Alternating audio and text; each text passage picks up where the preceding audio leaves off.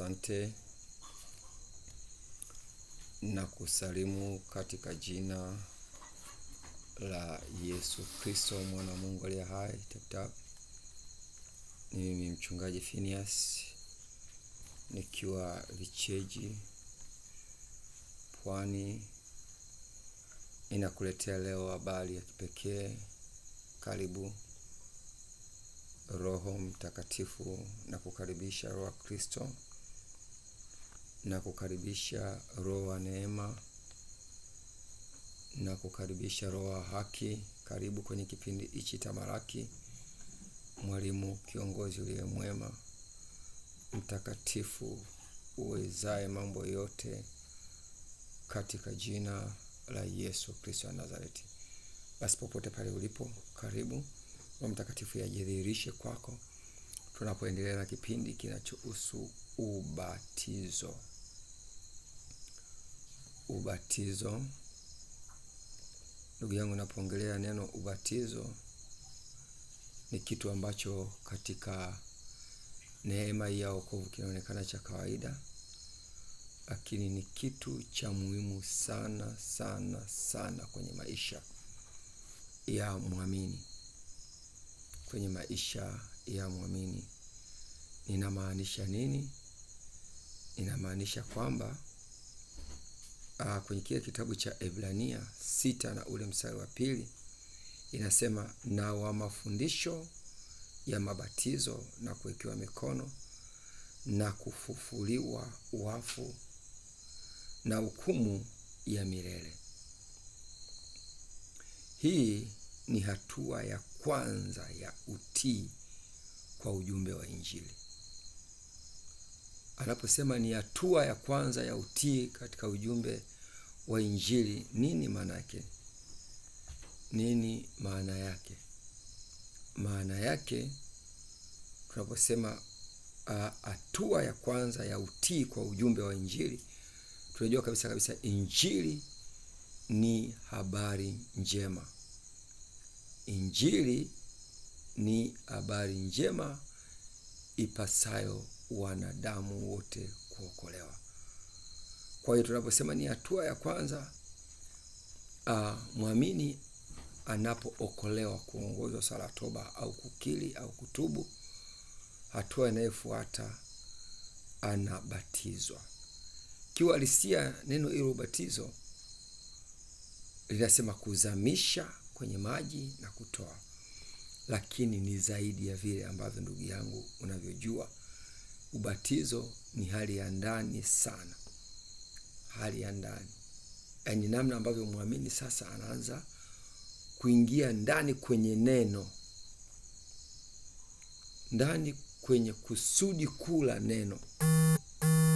Na ndipo sasa utakuta kuna ubatizo wa maji mengi na kuna ubatizo wa Roho Mtakatifu.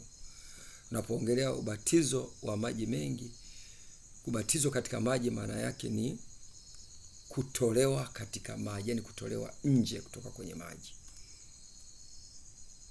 Kwa hiyo mtu anayetolewa nje kutoka kwenye maji anatakiwa abatizwe katika Roho. Kwa utofauti wake ni hiyo, kwamba hiyo saini ya kwanza ni utoke nje katika maji, lakini kubatizwa katika Roho maana yake uwe sasa familia na neno la Mungu, ambalo si kitendo cha mara moja. Ndipo sasa tunaagiza waumini wapya wawe na muda wa kusoma maandiko, wawe na muda wa kutafakari, wawe na muda na maombi. Maana kwa kufanya vile anabatizwa katika Roho. Najaribu tu kuweka msingi wa ubatizo, na leo nimelianza hili somo. Nitakuwa na safari ndefu ya kuenenda nalo. Ninaomba fuatana nami ujue ubatizo huu unasaidiaje. Unapozungumzia ubatizo, ni moja ya mafundisho au mafunzo ya msingi sana. Ubatizo ni maana ya kufahamu neno la Bwana. Kwa hiyo hatuongelee tu kule kuzamishwa na kutolewa kwenye maji. Tunapoongelea katika Roho ni kupata ufahamu, na kwenye ufahamu kuna mambo karibuni 5. Kwenye ufahamu, jambo la kwanza kuna hekima. Jambo la pili, mtu mwenye ufahamu ana nidhamu. Jambo la tatu, mtu mwenye ufahamu ana busara. Lakini jambo la 4, mtu mwenye ufahamu ana maarifa. Jambo la 5, mtu mwenye ufahamu ana elimu. Ana elimu. Kwa hiyo hayo ukiyajua, ndio sasa huyu mtu ana elimu hivyo hivyo, au hekima hivyo hivyo, kwa sababu hekima ni namna ya kutafuta njia ya kutatua tatizo, lakini nidhamu ni namna ya kuitamka njia ya kutafuta tatizo, ya kutatua tatizo kwa mpangilio, kwa utaratibu. Ndio maana tunao watu wengi, anaweza kuwa na kipawa kizuri, alipoingia tu kwenye neema, namna ya kumwelezea mtu, bwana, niliona shida hii na hii na hii na kukabili, anakuwa hana suluhisho. Kwa mara zote amekuwa kiwa anatamba tu hadithi na nini na nini na nini. Kwa maana yake huyo mtu, kile kipengele cha ufahamu kwake ni kidogo, ni kidogo mno, kiwango chake cha ufahamu, Ninaomba uko uliko, kama upo, ninaomba unisomee andiko la, takwambia andiko hapo, unisomee, msomaji wangu, kokote pale ulipo, ambao umeshajiandaa, na Mungu atakubariki. Kwa hiyo ubatizo, ikiwa na maana ni kufahamu neno la Bwana kwa ukweli na usahihi. Na ubatizo ubatizo sasa wa Roho Mtakatifu ni tendo endelevu,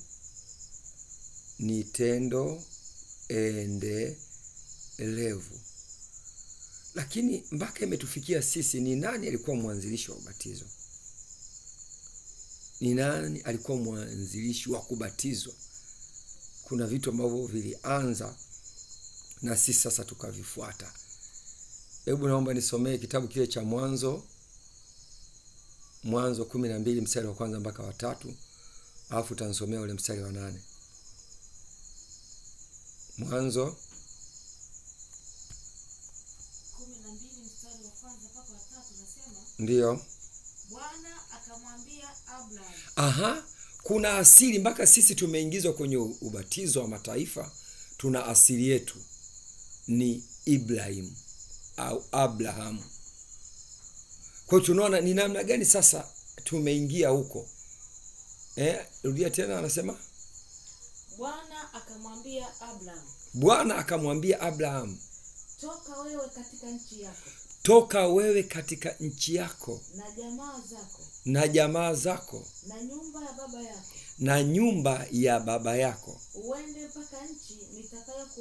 uende mpaka nchi nitakayokuonyesha. Nami nitakufanya wewe kuwa taifa kubwa. Anasema nami nitakufanya wewe kuwa taifa kubwa, na kukubariki, na kulikuza jina lako, nawe uwe baraka. Mstari wa 3. Nami nitawabariki wakubarikiwa. Anasema nami nitawabariki wakubarikiwa, naye anayekurani nitamlaani. Na katika wewe na jamaa zote za dunia watabarikiwa. Mstari wa 8. Kisha akaondoka huko akaenda mpaka mlima ulio upande wa mashariki wa Betheli. Akapiga hema yake. Alikuwa na Betheli upande wa magharibi. Kulikuwa na Betheli upande wa magharibi, na Ai upande wa mashariki. Akamjengea Bwana madhabahu huko. Akaliitia jina la Bwana. Yaani sasa atakayemfundisha mtu kwa usahihi zaidi atabarikiwa. lakini asiyemfundisha, yani atakayembatiza mtu. Naomba angalia namna ambavyo ubatizo na matumizi yake yalivyo. Nasema ubatizo wa maji mengi na kuna ubatizo wa Roho Mtakatifu. Tunaona kwamba kumbe kubatizwa ni kuacha desturi, dini na kila kitu na kushikamana na maagizo ya Mungu aliyekupa. Kumbe kila siku unatakiwa uwe na mchakato. Ukijua kwamba sisi sasa wa mataifa tutaangalia ubatizo unaambatana na wokovu, tutaangalia na watoka wapi ili asili yake. Lakini najaribu kuweka tu msingi wangu leo ili napoendelea na vipindi hivi pawepo na ufahamu wa hali ya juu. Kumbuka, narudia tena, naposema neno ufahamu na maanisha mtu mwenye ufahamu ana hekima, mtu mwenye ufahamu ana nidhamu, mtu mwenye ufahamu ana busara, mtu mwenye ufahamu ana maarifa, lakini mtu mwenye ufahamu ana elimu. Kwa najaribu kuweka tu msingi kwamba ubatizo ni kitu cha msingi sana katika maisha ya muamini. Lakini vile vile ubatizo unaambatana na uokovu. Wokovu unatoka kwa Wayahudi. Na ubatizo pia asili yake ni Wayahudi. Hebu naomba nisomee Yohana 4 na ule mstari wa 22.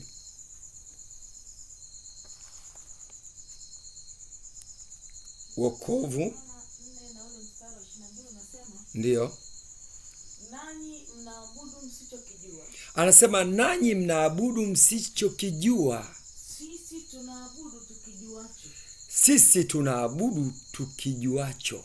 Kwa kuwa wokovu watoka kwa Wayahudi. Kwa kuwa wokovu watoka kwa Wayahudi. Kwa hiyo ahadi zote za wokovu zilifanyika au zilifanywa kwa Abraham pekee na uzao wake. Sababu ya kusema wokovu unatoka kwa Wayahudi, ngoja tuone sasa. Kwa nini tunasema wokovu unatoka kwa Wayahudi? Au hii lugha anayotumia kwamba wokovu unatoka kwa Wayahudi na ubatizo pia asili yake ni Wayahudi. Hebu tuangalie Galatia 3 mstari ule 22 mpaka 29. Galatia 3:22 mpaka 29. Nao nasema ndiyo. Lakini andiko limeyafunga yote chini ya nguvu ya dhambi. Lakini andiko yameyafunga yote chini ya dhambi. Makusudi hao watu wanaoamini wapewe ile ahadi kwa imani ya Yesu Kristo. Wapewe ile ahadi kwa imani ya Yesu Kristo. Lakini kabla ya kuja hiyo imani tulikuwa tumewekwa chini ya sheria. Tumefungwa mpaka ije ile imani itakayofunuliwa. Hivyo Torati imekuwa kiongozi kutuleta anasema hivyo Torati au sheria imekuwa kiongozi ya kutuleta kwa Kristo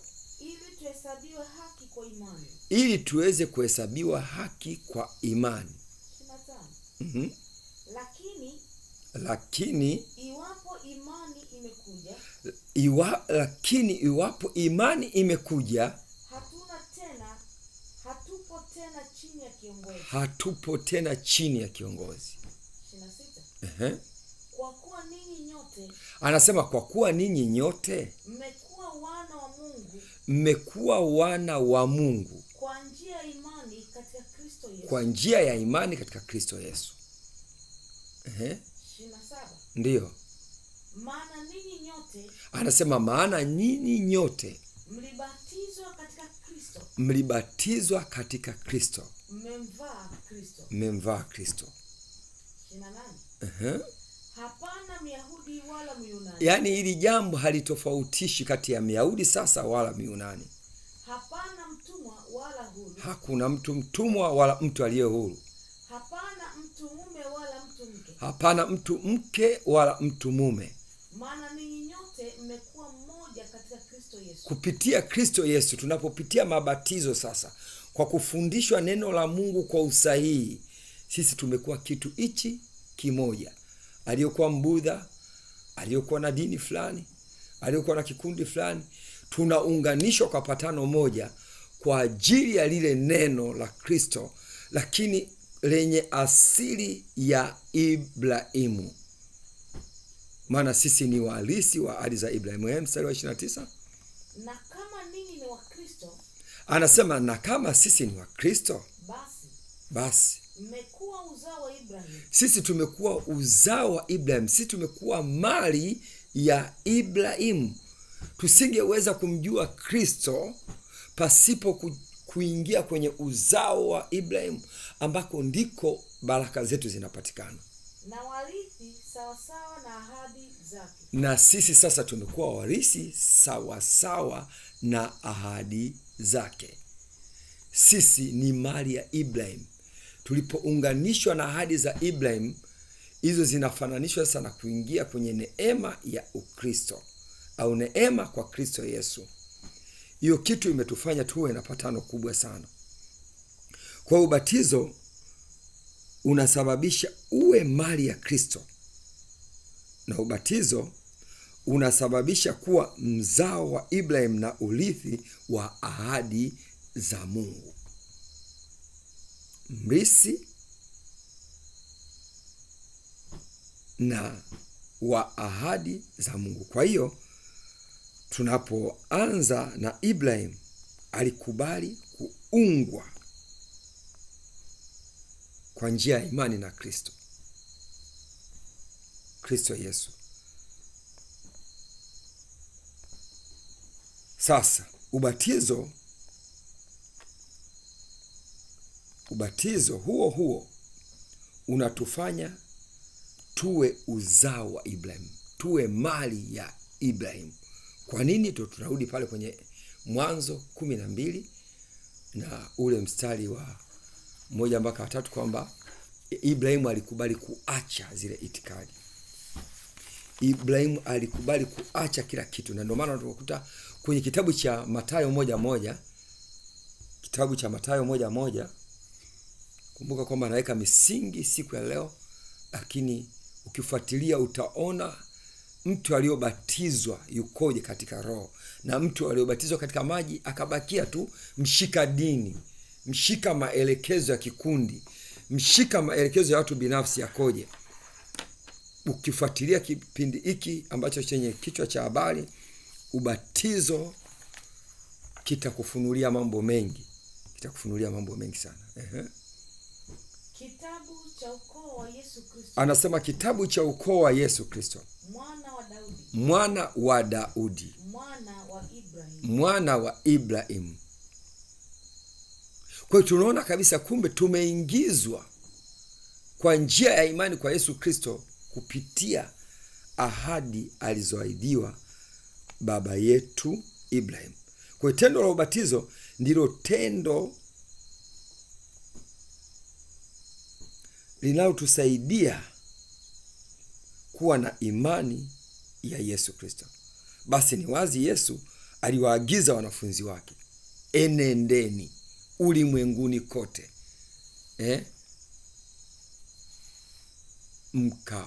hebu naomba nisomee ile Mathayo 28 mstari 18 mpaka 20. Mathayo 18, Mathayo 28 mstari 18 mpaka 20. Kuna agizo pale sasa linatolewa. Ndio. Yesu akaja kwao. Akasema nao. Akawaambia, nimepewa mamlaka yote ya mbinguni na duniani. Basi ili ni agizo, enendeni mkawafanye mataifa yote kuwa wanafunzi, la Baba, mkiwabatiza kwa jina la Baba na Mwana na Roho Mtakatifu. Hilo ni agizo. Lakini ukisoma kwenye maandiko utaona mahali pengine watu walibatizwa kwa jina la Yesu. Kwa hiyo kuna hatua, kuna mchakato kwenye kubatizwa. Kwa hiyo dunia inapitia kwenye sintofahamu. Kwa nini? Wengine wanasema mimi nabatiza tu katika jina la Yesu. Mwingine anasema mimi nabatiza katika jina la Baba na la Mwana na la Roho Mtakatifu. Hizi ni nyakati. Sasa sitoingia sana huko tutaendelea kujifunza na tutafikia hatua ya kuona kwa nini mtu kwanza alipobatizwa kwa jina la Yesu ilikuwa ni nyakati gani, na kubatizwa katika jina la Baba na la Mwana na la Roho Mtakatifu ni wakati gani. Tunaposema roho, maana yake roho ndiyo inaitia uzima. Tunaposema Mwana, maana yake ndio aliyotuhakikishia. Lakini tunaposema Baba ni muasisi, anaasisi haya yote. Kwa hiyo ndugu yangu, tumepewa agizo. Naomba nisome Galatia 3 mstari wa 8. Galatia 3 na ule mstari wa 8. Nao unasema, ndio, na andiko kwa vile nilivyoona tangu zamani kwamba Mungu atawahesabia haki mataifa kwa imani. Mungu ametuhesabia sasa sisi mataifa haki yetu kwa imani. Nilimhubiri Ibrahimu habari njema. Lakini imani gani? Ile ambayo iliyomhubiria Ibrahimu habari njema zamani. Kwa hiyo injili ilianza tangu kwa Ibrahimu, ikaja ambukizo kwetu kusema katika wewe mataifa yote watabarikiwa. Kumbe ukiangalia tangu mwanzo kwa Ibrahimu hadi ikatuleta kwetu sisi, tunaona kabisa kwamba ile habari njema ilimhubiria Ibrahimu wakati ule, na akaacha makorokocho ya kabila, ya udini na kila kitu. Kwa hiyo picha ile imetuleta sisi katika imani hiyo kwa Yesu Kristo. Ndio maana maisha siku zote anasema uwezo ukamwona Mungu kwanza bila kuangalia mtu ambaye unamuona kila siku. Uwezo ukamthamini Mungu asiyeonekana. Lazima uwe na mentor, lazima uwe na mkufunzi atakayekupa vitu ambavyo vitakubadilisha kwenye maisha. Hauwezi ukajitengeneza mwenyewe. Hata mimi siwezi kujitengeneza mwenyewe. Yuko mtu ameamua kushikamana, kung'ang'aniana, kuambatana ili kuweza kumhubiri Kristo katika uwazi. Kuna mambo yamefichika. Ubatizo haumuokoi mtu, lakini ubatizo unamfanya mtu kuingia sasa kuwa mlisi kule. Sasa na hiyo Galatia 8. Kuna mambo aliyotendewa baba yetu Ibrahimu. Hayo ndiyo yatatupa sisi fursa sasa ya kufanya mambo kadha wa kadha. Kwa vile ni siku ya leo ya kwanza naleta kipindi hiki cha ubatizo, ndugu yangu, mahali popote ulipo, kama au una mahusiano vizuri na huyo Yesu, yako mambo mawili. Inawezekana ujui hata maandiko nini yanapatikana wapi, lakini neno la Mungu linasema kila atakayeliitia jina la Bwana ataokolewa. Lakini neno jingine linasema kwa kinywa mtu ukiri na kuamini ndani ya moyo hata kupata wokovu. Na saa iliyokubalika kwa wokovu ni haya. Inawezekana uko kwenye mtandao unapata hizi habari njema, ni wakati wa kujiambatanisha na Yesu Kristo sasa. Kwa kuliitia tu jina lake Yesu na kuamini ndani ya moyo wako kwamba alikufa na kufufuka, utakuwa umeokolewa. Na maisha yako sasa, ukifuatilia mahubiri, mafundisho, utaanza kubatizwa na mwendelezo wa mabadiliko yataanza ndani ya maisha yako. Nilikuwa mtu wa dini kama wewe, nilikuwa mtu ambaye labda najifanya naelewa vitu vingi, kumbe nilikuwa niko nje ya mstari. Na kukaribisha katika wito mkuu ya kwamba saa ya wokovu iliyokubalika ni hii, ninapositisha kipindi hichi kwa ajili ya kipindi kingine, kwa ajili ya somo hili la ubatizo ambalo litaendelea. Shalom, shalom. Ni mimi mchungaji Phineas nikiwa Vicheji. Kwa wale watu wa mkoa wa Morogoro, tunapatikana pale Lingongole, Ifakara. Kuna kazi ya Mungu pale itaamka mwezi huu wa tunaoendelea wa 6 na wa 7. Kwa hiyo karibu, lakini nakukaribisha Vicheji. Ibada zetu ni siku ya Alhamisi. Leo tulikuwa na ibada, na siku ya Jumapili, lakini tunafanya kila siku kuonana na watu kwa ajili ya kuwahudumia kwa maana mbalimbali za kutatua matatizo mbalimbali kwa msaada wa Roho Mtakatifu katika jina la Yesu Kristo. Utukufu ni kwa Bwana. Kwa hiyo nakukaribisha ndugu yangu. Shalom, shalom. Na namba za simu ziko 2, moja ya Prophetess na moja ya kwangu. Ya Prophetess ni 07445310 na ule mstari wa 49, lakini ya kwangu kinitafuta katika namba 0784222327 utanipata. Ukinikosa tuma message, nitakufuatilia. Karibu sana. Karibu. Amen. Nataka nikuombee sasa kabla sijafunga kipindi. Baba uliye mwema mtakatifu, tazama mtu yule aliyoko kwenye mtandao. Yamkini alali usingizi, yamkini ana uhitaji wa kazi, yamkini ana uhitaji wa mahusiano, yamkini ana maumivu, yuko kitandani. Baba, ninakusihi mkono wako wenye nguvu, mkono wako wenye heri, mkono wako wenye neema kubwa. Baba, umfikie kokote kule aliko sahihi, ukamguse. Ngine anatapatapa, ana kesi ya kusingiziwa. Mungu, ambatana pamoja naye katika jina la Yesu Kristo, mfalme wa wafalme. Akafanyike baraka sahihi kwa kumponya na kila hali ya maumivu. Ninaomba katika jina la Yesu Kristo. Amen. Bye bye. Amen.